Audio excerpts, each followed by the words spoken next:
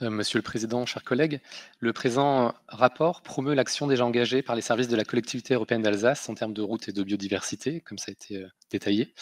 Je tiens tout d'abord à féliciter les services pour les actions déjà menées et pour les perspectives nouvelles, notamment au sujet du salage des routes, au sujet de la fréquence et la hauteur de fauche des dépendances routières ou au sujet de la préservation des amphibiens, pour ne citer que ces trois exemples.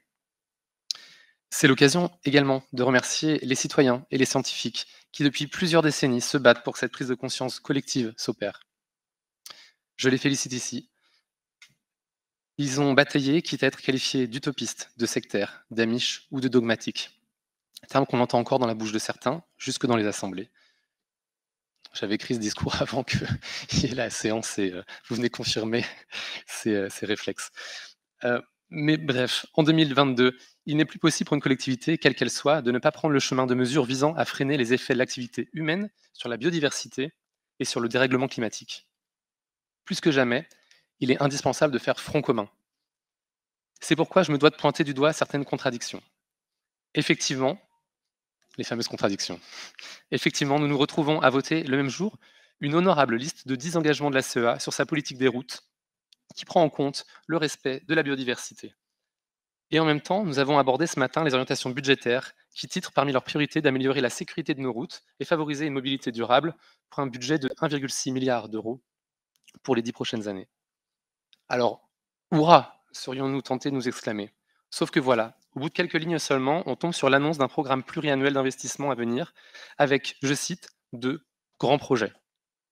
Et dans cette liste de grands projets, qu'on nous promet déjà comme non exhaustive, des mises en 2 fois 3 voies, des créations d'axes de déviation, sans nommer la création d'un axe reliant l'aéroport d'Ensheim au GCO, projet que l'on sait dans les intentions de la CEA. Et nous le savons, tous ces nouveaux projets induisent forcément une augmentation constante du budget d'entretien à la charge des Alsaciens et des Alsaciennes. C'est également le cocktail qui crée toujours plus de trafic routier et donc toujours plus de pollution, donc toujours plus d'impact de l'activité humaine sur notre planète. En effet, comme le rappelle le ministère de la Transition écologique, le transport est l'activité qui contribue le plus aux émissions de gaz à effet de serre de la France. En 2019, pré-Covid, il représente 31% des émissions françaises de gaz à effet de serre. Les transports routiers contribuent à la quasi-totalité, 94% des émissions du secteur des transports.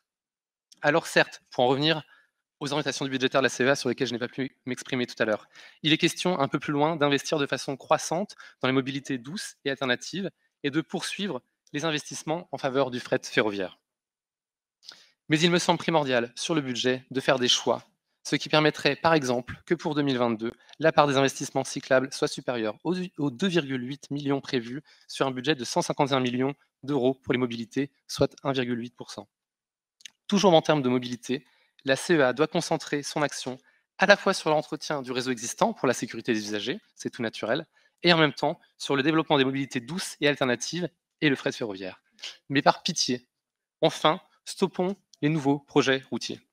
Soyons cohérents, soyons en phase avec les enjeux de notre siècle.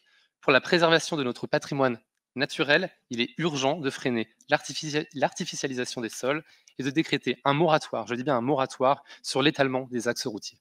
Je vous remercie.